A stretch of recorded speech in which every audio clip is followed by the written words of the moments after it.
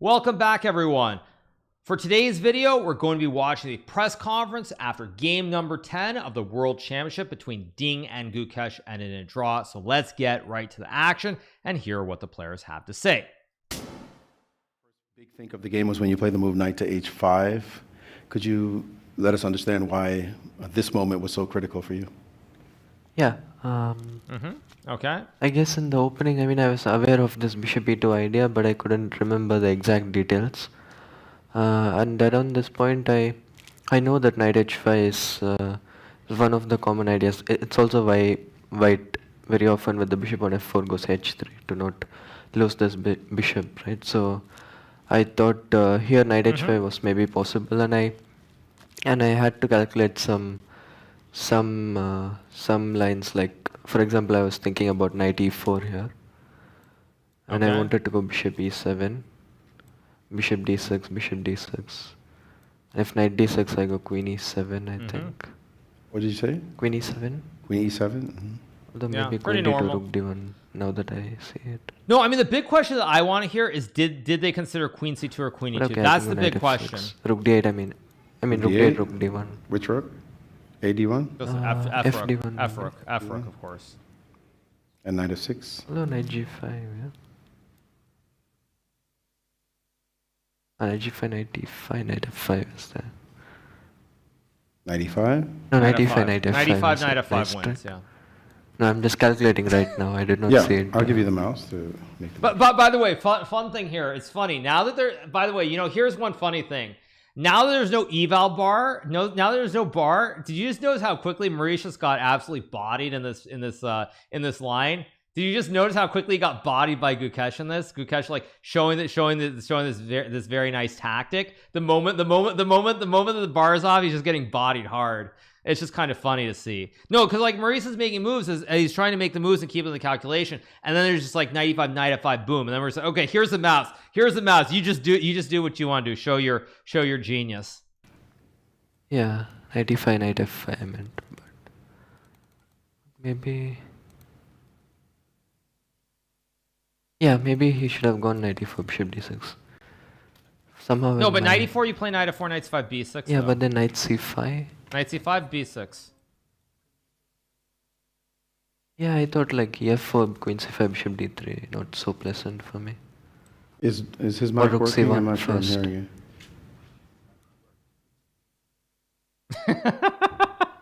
Oh Yeah, no. bishop d3 or rook c1. I was not too sure about this structure. But yeah, bishop e7, bishop d6 felt like during the game I calculated something, but yeah, I probably missed this queen d2 rook fd1 idea during the game. So I think it was the best idea, and I was already quite relieved when he played bishop g5. Of course. Because like basically bishop e7, knight e4. I mean, he could have had this position with the bishop on d6, and I was going to take on d6. So once I saw knight f6, I knew it should. I should not be having any kind of troubles here. You also spent a little bit of time once you played the move knight to h5. Could you take us through your thinking process? Were you surprised by this move? I don't think we're getting your mic. I'm sorry. No, it's not your fault. Don't worry. Oh no. Oh no. Sorry, just one moment, please. I'm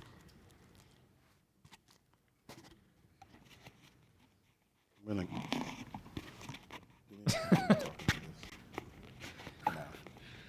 Oh. just talking to them. You can just talk. Just use that to talk. I thought this is harmless, but this pawn structure. So I didn't play this, and I was hoping for take h6 and we'll go knight e4 and bishop h4. If g5, I have g4. I was betting on this variation. I think white is slightly better. This is what Ding. I mean, Ding I thought that missed he the wouldn't play bishop bishop e7 e7. actually. I thought white had stable advantage after I changed the bishop, but it's not the case. this bishop very bad. If Wait, I what? take, he take knight d4. Maybe he can simply go back and take. I'm actually, I'm bishop really, b7. I'm really confused. I'm really confused that Ding did not. He's saying he didn't see bishop e7. I'm really confused by that because bishop e7 was the most obvious move in the position. Surprising. Maybe knight d4 also, just knight d4 I thought, but Which position? after knight d4 instead of knight f6, knight d4. Yeah. Also, knight takes d4 and just Yeah. bishop d7. Yeah. I mean, just bishop d7. Okay, knight c6 and bishop d7 and big boohoo. Yeah, maybe. It's just nothing. It's just nothing. I mean, it's nothing for white at all. It's just absolutely So nothing. I could start with g6. I don't know if that makes a difference, but Nah, it's just nothing. Even this looks like completely nothing. Just bishop d7, rook d8. I mean, just So nothing at all. you opted for a different idea here, and what did you feel was the result of this position? Did you feel it was just going to be more or less equal once he found this neutralizing plan? After I take the knight and exchange the queen, it's kindly going to a very drawish endgame. Maybe this is the last try, bishop d3.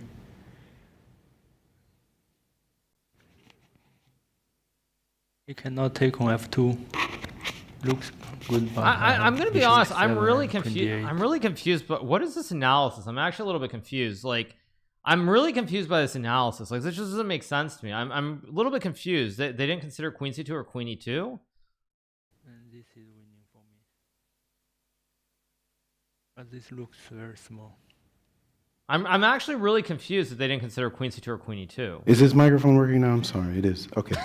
So Maurice you is know, not in these happy. kinds of matches, the preparation is tremendous.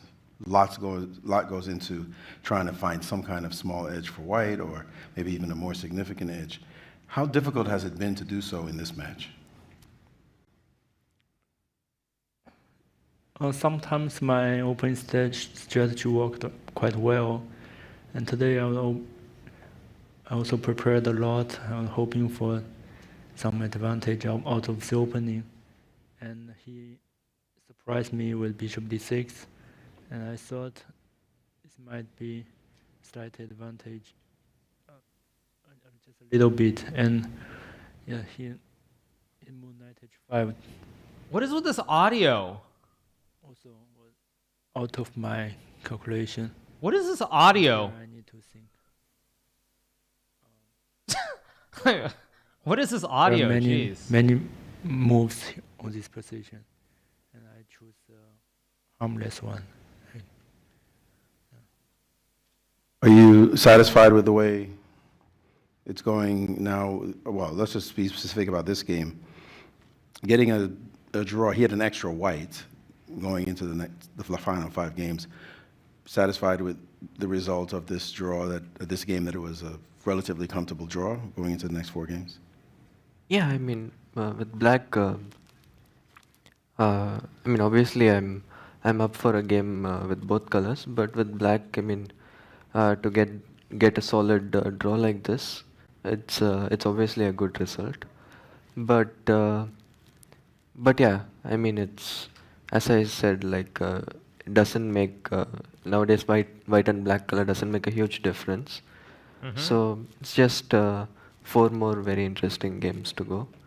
And about this game, I think the quality was high. Maybe somewhere I could have, maybe both could have improved. I mean, basically, the problem is like this. Actually, like this is very deceptive, by the way, because when they're saying that high quality or perfect game, I mean it is, but it isn't. It is from the standpoint that yes, there are no mistakes and they played fine, but they were also way too solid to the point where there was never going to be a decisive result. So it's like it was like a very high quality game in a sense, but it was also a game where there was like literally nothing difficult to find. The moves were just very boring. So I don't know about that. At some point, but overall it was just a solid draw. It's a boring game, very boring which is game. very normal. It's just a very Follow up, boring though. game. It may be a solid draw that's very normal, but it's the 10th game of a 14-game match. Everybody's feeling the tension, all the fans and reporters and the like. I'm gonna be honest here, you guys. I mean, I hate to say this because I don't like to be a Debbie Downer generally, but I'm not feeling the tension or the excitement, if I'm being honest. I'm really not. Like, the Nepo match, like Nepo Ding was like, I was feeling it for sure. Like the Nepo Ding match, like that was very different. Like that was so seesaw. There was like a seesaw back and forth, up and down. Like I was really feeling the tension and all the nerves and everything in that one. But I'm gonna be honest, in this one, I'm not feeling it at all. I'm really just not feeling it. So I don't know. Maybe I'm crazy or something, but I'm really not feeling it because like the last 2 games have been so boring. They've been so boring. You think it's on Ding? He's trying to draw the games. I think it's on Guk. Well, I mean, I think Ding knows Ding knows that he's probably the favorite in Rapid or Blitz.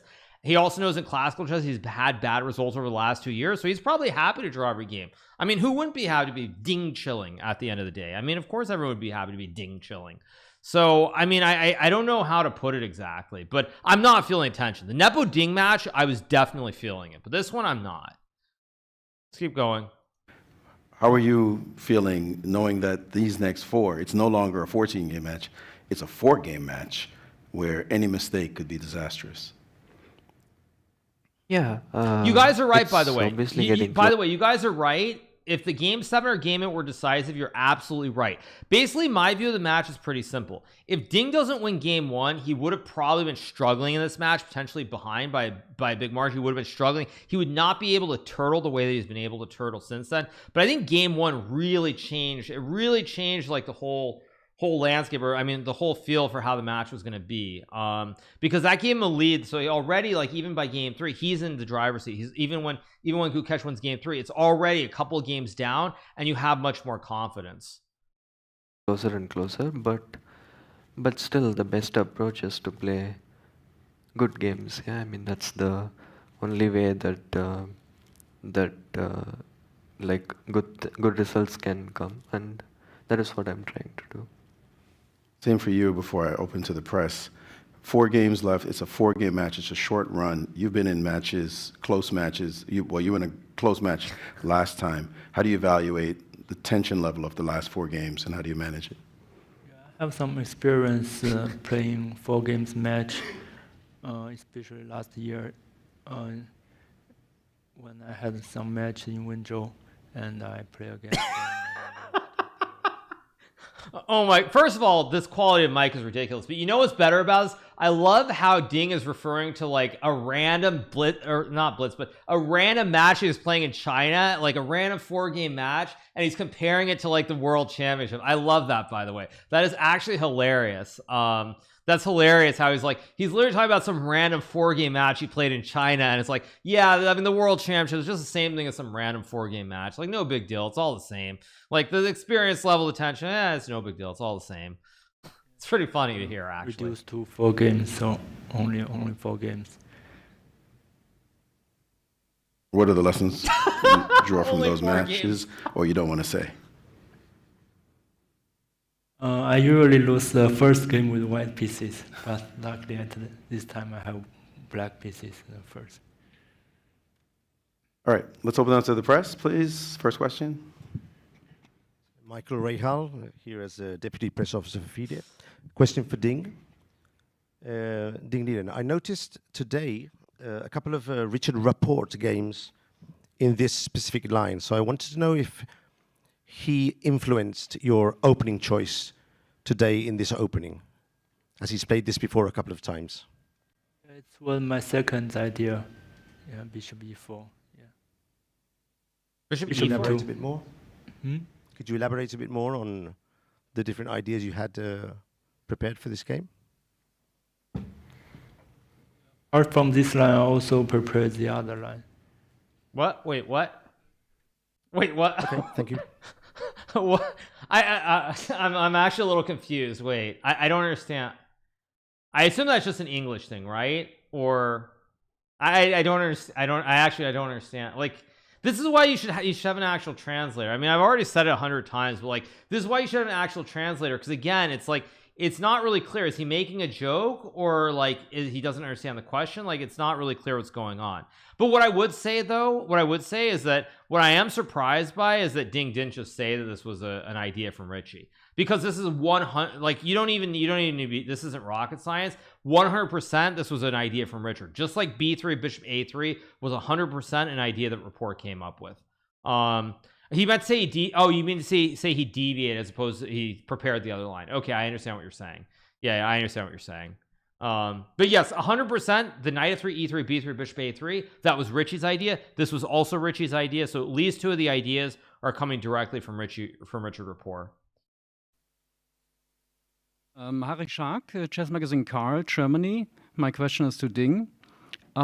Today you hesitated before your first move. What was the reason for this hesitation?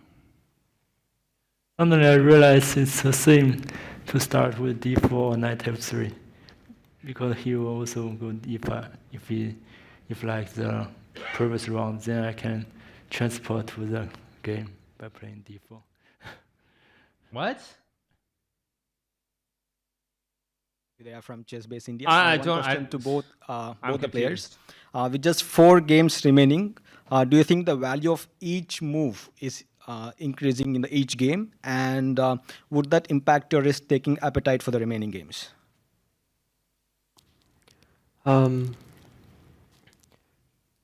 Yeah, I mean it's obviously now a cost of one game is higher than it was maybe in the start of the few or a few games before. Okay. But yeah, I mean my approach and my goal is still the same, to play good games in every single game. And it's like, if you think about it, it's not that different, because also even though the cost of losing, for example, the first game is not that high, I would still not want to lose that game. So it's still that I just want to play good games and yeah, hope for the best. By the way, sorry guys I'm laughing, but I saw someone in chat wrote this comment. Chatter said, to confuse everyone, you must confuse yourself. Sun Tzu. That's a good one. That's that's a good one, by the way. Sorry, I don't know why that made me laugh, but that's a really good one. To confuse everyone, you must confuse yourself. Okay, let's keep going. Same to you? Cost of each move is high?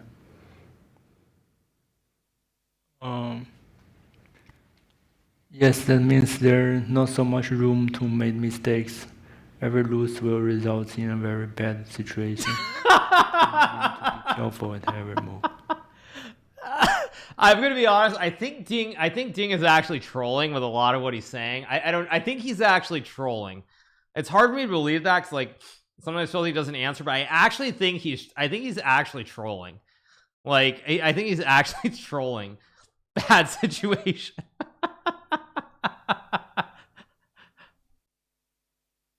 Good evening, my name is Ahmed. I am on behalf of Kazakhstan Telegram channel Честно говоря, and we have a question to Ding.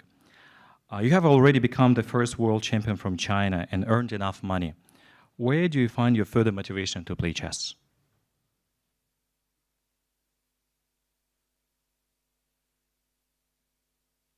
Because it's a title match that I want to defend it. Actually, I did not play so much during the last years.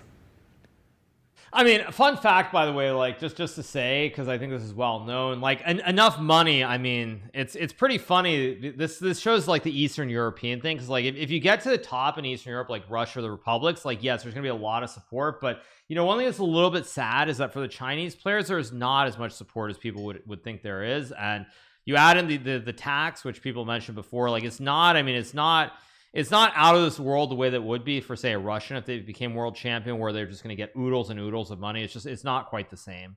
It's not the same thing, actually. But this one is very important. Yeah.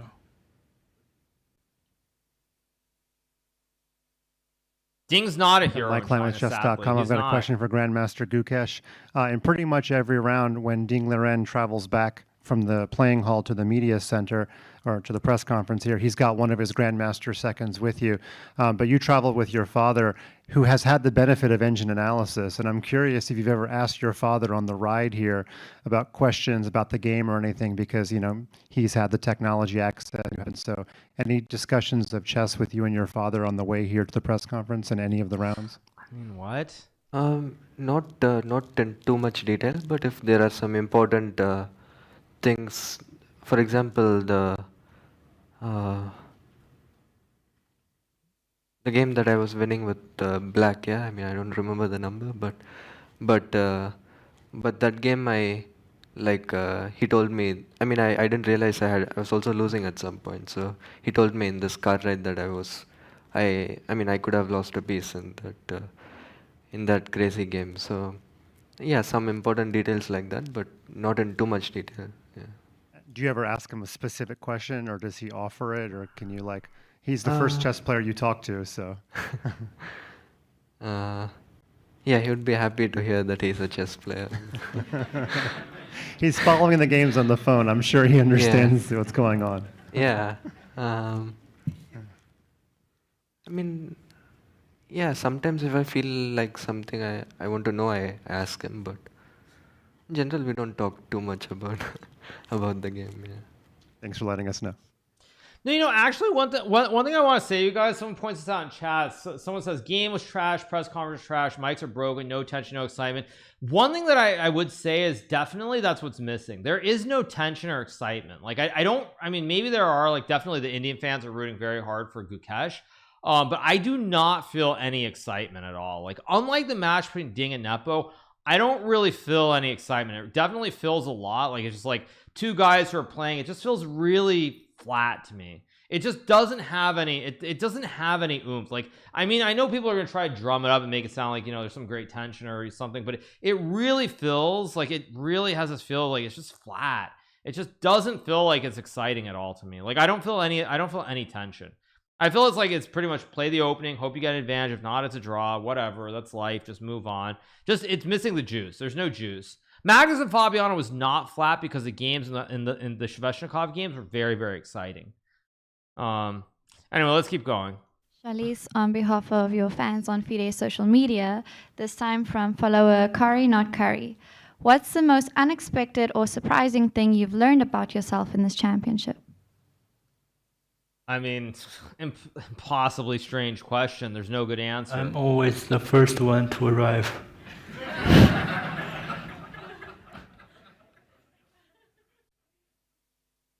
I don't know, like, I mean, I'm learning a lot about chess and with all the work that is going on in preparation for the match, but what I learn about myself,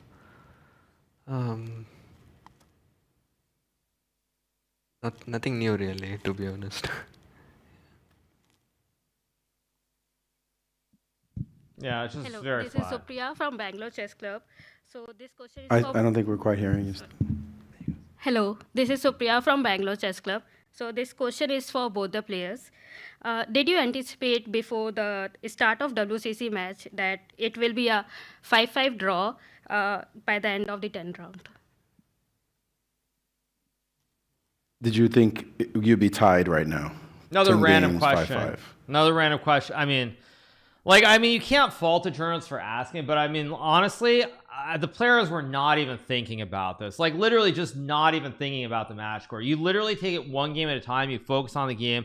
There's nothing else in your head other than the preparation, trying to remember the lines and trying to just play good chess. Like, would you think it would be 5-5? It's like, I mean, it's just a question that, like, I mean, the players weren't, it wasn't even on their radar. It's like, you know, it's just so far out there. It's not a big surprise since we are very have not so much. I mean, I'll be honest with you. I'll be honest with you guys. I'm not sure what good questions would be for today's game specifically, because like it seemed like a normal question, but it's a question that, like, I mean, if you play chess seriously, it's an insane question. It's a question that might sound normal on the surface, but you're not even thinking about this. Like, not even on your radar. It's like not even anywhere in your head about that. You're just thinking about the games and trying to play well. You're not thinking about it. But you're probably right, though. You're probably right that, like, the game's so boring that it's hard to actually ask anything interesting, because what can you really say? I mean, what can you say about the game today? I mean, like, why didn't you go queen c2 or queen e2? It's maybe the only actual real chess question. So I mean, it's such a boring game that maybe it's not that bad. I don't even know what to say, though. It's probably because the game was so bad. Yes. So 5-5 is also the game itself is Some of the game are better for him, and some of them are better or even winning for me. So it's Wait, what? fair results so far. Wait, sorry, what? Wait, did he really just say some of the positions are better for Gukesh and some of them are winning for me? Wait, what? Did he actually really just say that? That's actually kind of, that feels like a troll, right? I mean, he's been losing like far more games than he's been winning. I mean, I guess he was winning for one moment when he had 91 yesterday, but that's a bit much. I'm gonna be honest, that's a bit much. You want me to go back and listen? Okay, let me listen again. For game one is true, but some of the game are better for him. better and for him. Some of the games are better for him, and them are better or even winning for me. Better or even winning for me? What? No, but I mean, I'm just saying, if you talk about winning positions outside of game one, has Ding had a single position other than the 91 move yesterday or in game 9 where he was winning? No, I'm being serious. Outside of 91 in game 9, and outside of winning in game 1, you can't tell me that he was winning. Game 3, he was not winning. It was better for 1 or 2 moves, but he thought he was worse in that game. No, I'm being serious. Queen end game? Wait, they played a queen end game? Wait, maybe I'm losing my mind. They played a queen end game? I don't know. Anyway, let's keep going. So it's a fair result so far. I mean, obviously, like, it's one of the possibilities that the match could be tied. It's it's not a huge surprise. Obviously, I was prepared for all kinds of scenarios. I was trailing, or I was leading, or all these kind of scenarios. And one of the things that I thought about was, what if it's a close match deep into the match? And yeah, it's one of the scenarios I expected. And also, it's very normal considering modern chess and how difficult it is to win games. True. What is your risk appetite right now as the round increases? Like whether you opt for draw or you go for attack? And Try to win with white, be solid with black. Try to get an advantage with white, basically. It depends on the position. We just try to make the best move in the position. If it means playing for a draw, or if it means playing for a win, it depends on the position. So, yeah. Good evening, gentlemen. I'm Nemo on behalf of the Singaporean Chess Federation. A short view back to the past. 30 years ago, Bobby Fischer told us in chess, so much depends on opening theory, and memorization is enormously powerful. It is really deadly, and that is why I don't like chess anymore. 30 years later, Garry Kasparov told us nowadays a 13-year-old would probably know more than Bobby Fischer would probably knew when he retired. They analyzed all the moves and prepared themselves on their computers. And Magnus Carlsen said after a tournament, I don't know which tournament, that his games are like homework. So question for both of you. Is chess today too reliant on computers and predetermined theory? Are you too much under effort, too much under pressure to come with new ideas deeper and deeper into the opening? And, what are your wishes for the future of chess in terms of engines? This is actually an interesting question. You know why this is an interesting question? It's an interesting question. I mean, it's too long, but it's an interesting question because the approaches are completely opposite. Like, it's just the approaches are completely opposite. Like, Ding's approach is basically, let me chill and play something on move 5 that's random and new. Whereas for Gukesh, it is actually try and prep out to move 20. So that's why it's interesting to see the answers here. Because basically, Ding, this is not how he plays chess. He just wants to get to a random position and just play. That's all he wants to do. It's less or more. Yeah, I mean, lot of players have shared this opinion, which makes sense. But for me, like, I see it as a positive thing because, before the computers, or before how easily available all the resources are, there was few players who had some better technology or better they were able to have more seconds to help them and stuff like that. So it was True. not a level playing field, I think. And now because all these Not wrong. resources are easily available to all the players, chess is becoming more more of a sport. Yeah, I mean it's everyone has the same resources, and you just have to find that little edge that will uh, help you stand out. So I think this is the way it should be. So yeah. Yeah, I mean, it's easy. I mean, it's an interesting answer. I don't have anything wrong with it.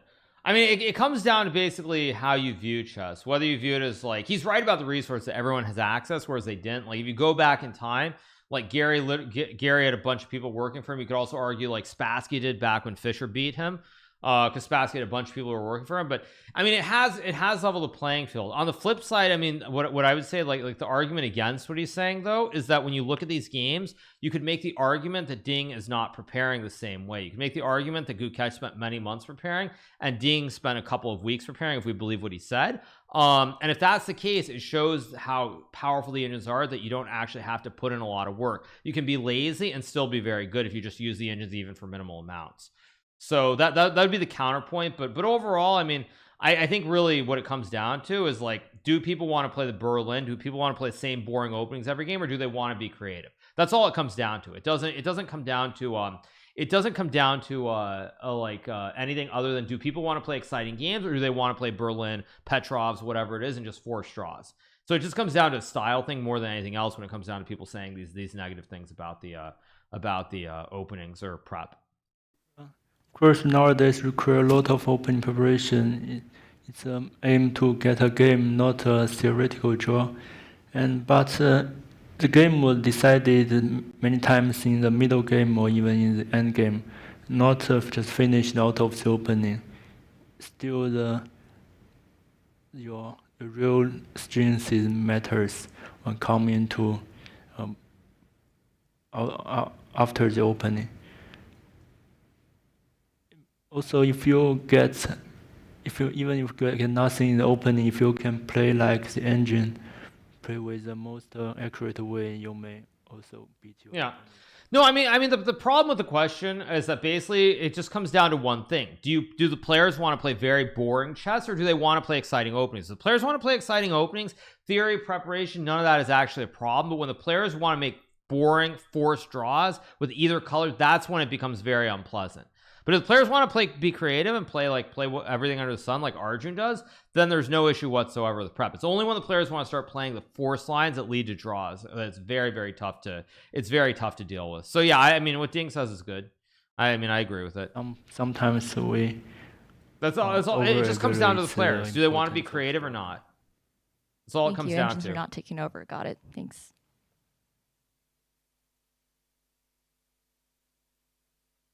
Hi, Prashant from Dopamine Media. My question is to the both of you. It seems that both of you are patiently waiting for your opponent to make a mistake and capitalize on that one chance. And your opponent making a mistake is not in your control. So when that wait turns endless, does it tempt you into considering newer ideas or riskier decisions, and thus increasing your chances of committing an error? So from here on, what would you prefer, to act or to react to what your opponent is doing? That's a strange question. Actually, I don't think the wait for mistakes is so it's so long. I mean, there are mistakes happening in every game, to be honest. So as we saw in the last few games, most of the last few games, that one of the sides had the advantage. So. Yeah, I mean, I agree. Like, the question is fine, but it's framed a little bit weird. The question is relatively fine. The way it's framed is a little bit unclear. I think we are both trying to outwit each other, and we both are making mistakes. We are both getting chances. So it's just about, obviously we have some strategy for this particular game or something like that, but mostly it's about just coming to the game, playing good moves, and in general, it's hard in chess not to make mistakes. So yeah, mistakes they happen. How much you try not to make them. Yeah. Every game we are hoping for create chances ourselves, not hoping our mistakes. The opponent made mistakes. Otherwise, we'll play some tricks. Some Hope chess, as we like to call it in English. Not objectively good, but we can trick my opponent. So I think that's the way we play. Yeah, there's a term for that, by the way. We call that hope chess, where it's like you play something that's not objectively best, and you're hoping your opponent will make a blunder. Hope chess is what it's called. Hope chess. The mic died again, I think. Hi, I'm Kyla, representing the local organizing committee, and my question goes to world champion Ding Liren. In last year's World Championship match, by game 10, there had already been 5 decisive games, which makes for 50% of decisive games. Right now, only 2 games have been decisive for 20%. Do you have any theories as to why last year's game saw more oscillations, more ups and downs?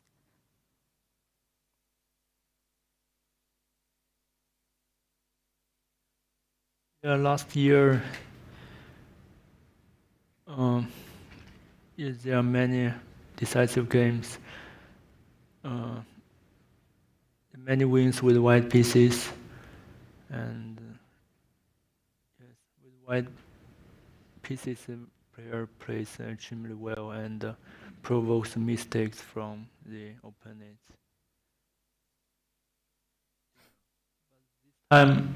It can go the other way, since there are many games that could be decisive, but the end in draws. Okay, thank you. From Malayalam Anatama. Please come closer to the microphone. We know that both of you are into a little bit of philosophy. In life, there are, pleasant and unpleasant surprises. But in chess, it is often nasty surprises. So how do you cope up with, when you initially, in the initial part of the game, when you meet with a nasty surprise, how do you react to that mentally? My question is for both of you. You just try to play the best move. I think since we've played lot of chess in pretty much half of the games we get surprised in the opening, and the other half we surprise the opponent. So I think it's just that we have gotten used to it. Obviously, it's a bit different in a world championship because when you get surprised, it's the level of preparation is different than in other tournaments. But it's nothing new for a chess player to be surprised in the opening,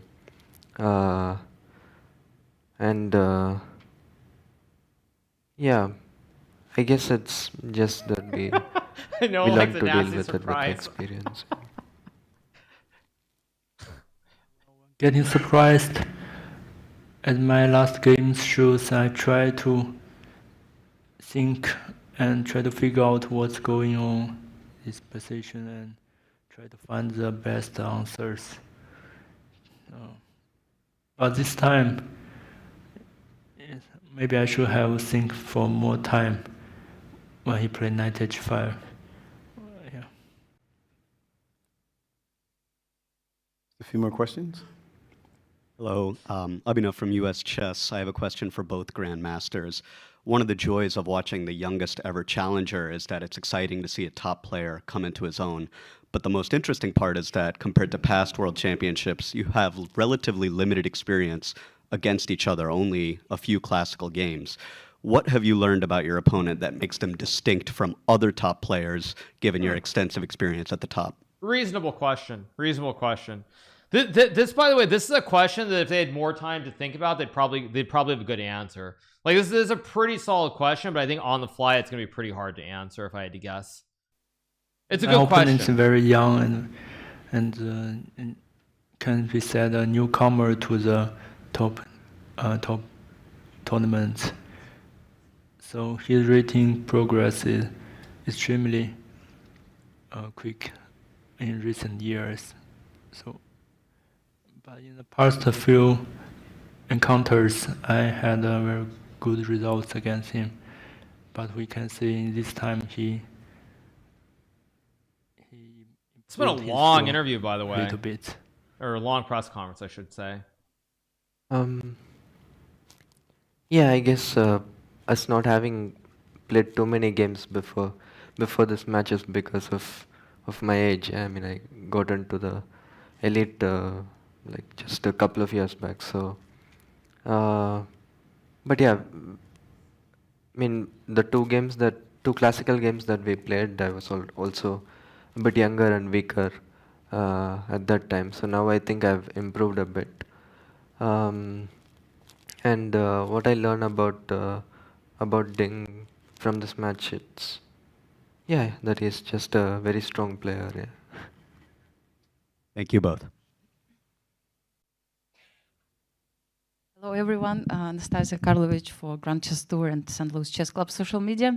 I have a question for both players, and I would just want to say that, of course, I was following the match with a great interest. Thank you for your play.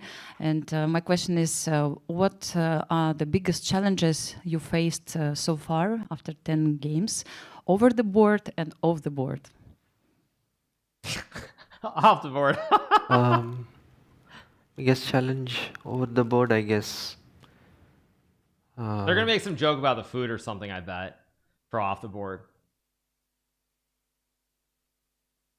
I guess the first game was a challenge in many ways. Like, obviously, I was dealing. I mean, it can also be said off the board, but like I was dealing with some new nerves and just. I mean, the first game of World Championship was just a different experience. So that was quite a challenge. And also off the board, I think that was the game where I lost. So it can be said that was the challenge both. I mean, the biggest challenge both on and off the board. But I'm happy with how I handled it, and I think I found my rhythm after that. So yeah. No, you guys, the reason the press conference... Over the board, I think I have to deal with... I mean, the reason the press conference is going so long is because the game was so short. That's why they keep asking a ton of questions. The time travel problem in many black, especially black games, which is not so usual in my games. Off the board, maybe the length of the tournament it lasts 40 rounds. It's the longest match tournament which I have ever played. Also, memory some opening lines, which is quite challenging. Thank you so much for your answers. Thank you. Hello, Maria for the chess streaming channel.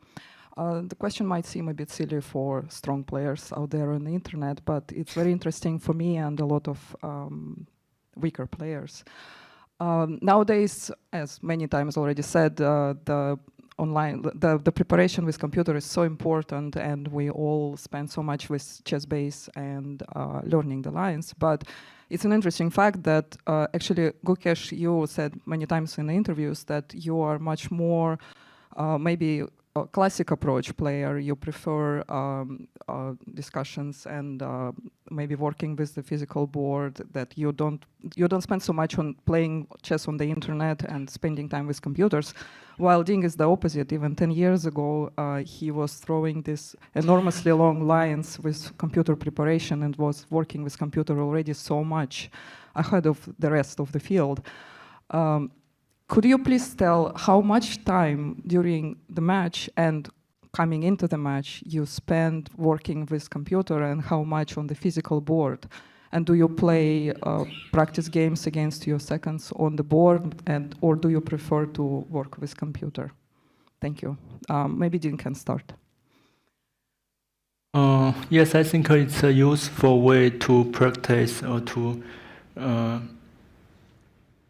I mean, actually, I'll answer this question briefly. It's not as crazy as people would it's not as crazy as people would think, and I don't think it's a particularly stupid question. I think what I would say is actually I think the opposite is true. I think the lower levels, most people who play chess at the lower levels these days, they actually literally don't use a physical board. They probably literally are only using a computer or like their phone to look at chess. If I had to guess, I mean, I think, like, to give you an example, to give you guys an example, in 2016, when I played the candidates before that event, like, I did a fair amount of training where I would look on a physical board and the people I was working with would actually use computers. So quite a bit of time you should look on a physical board versus just with computers. Quite a bit. Play the games on the physical board. Yes, when I did so, I think I improved a lot by this way of training. But coming here, yes, we need to be efficient. So most of the time I study and analyze on the computer. Only after the game I review the games with seconds on the board. Yeah. Yeah, I mean, I do like playing training games with my team, and I like to train over the board when possible, but yeah, to cover most stuff, you need to also spend.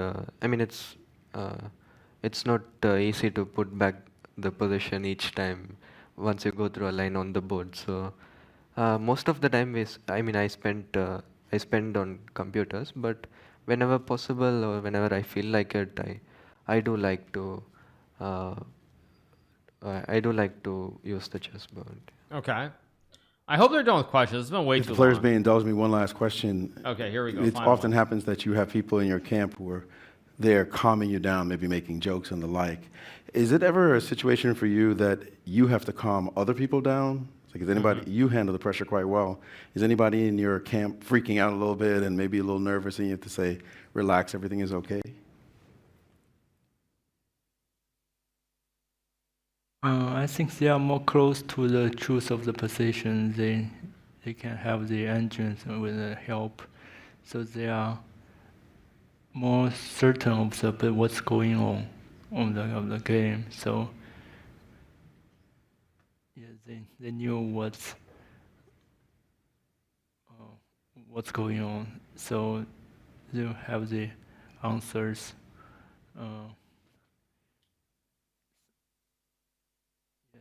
I think we are the one who are not so uncertain of the outcome of the game.